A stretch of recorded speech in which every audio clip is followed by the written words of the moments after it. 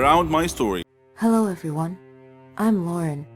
Did you ever wonder what it would be like to have your life completely destroyed by someone close to you? Ever thought about what you would do then? I didn't have time to think, because that's exactly what happened to me. It all started 2 years ago.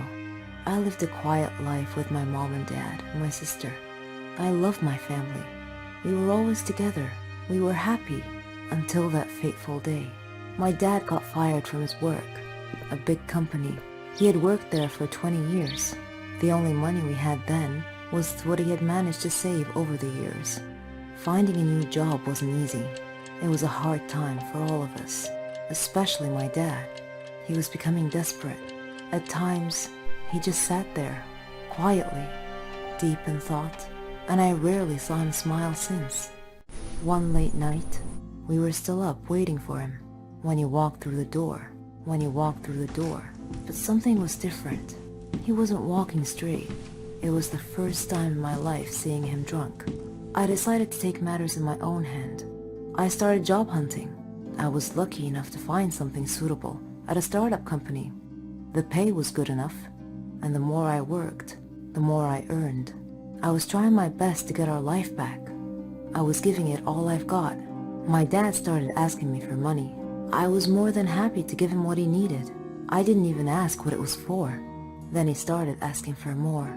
He came late almost every night, and he was never awake in the morning. It seemed like we hadn't talked together for ages. Then, money started disappearing from my purse. I got home from work one night. It had been a long day, and I was really tired. I put my bag in my room, and I went to the kitchen to find something to eat.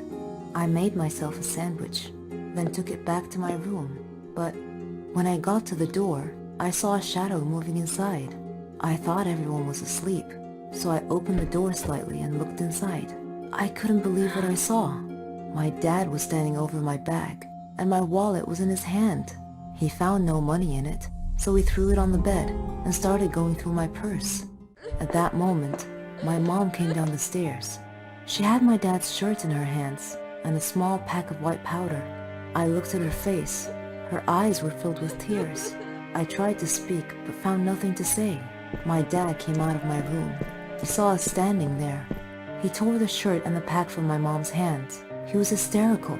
He started breaking things around him. Suddenly, everything changed. My mom and I were too scared to move, but then my sister came running down the stairs. He pulled her towards him and held a knife to her throat. He threatened to kill her if we didn't give him money. Without a moment's thought, I did what he asked. Things only got worse. Nothing was ever enough. He asked for more and more money, and if I refused, he'd get violent, beating up anyone in his path. I couldn't stand by and watch, so I would just give him what he wanted, until I decided enough was enough. He barged down the stairs one evening and asked for all the money I've got. I told him we had expenses to pay, the rent, school fees, but none of it mattered to him. He asked me again for the money and threatened me if I didn't do what he asked. I refused. He hit me so hard that I crashed my head against the wall and fell to the floor, bleeding. Everything went dark. My mom took me to different hospitals, and I had to do a lot of checkups and tests, but all the doctors said the same thing, that this was it. I was sentenced to live my life in darkness, never to see the light again. Bumping my head against the wall was one of the reasons, but apparently, my psychological state played a huge role in my recovery. The doctors suggested that I'd be taken to a psychiatrist. My dad felt sorry for what he had done to me.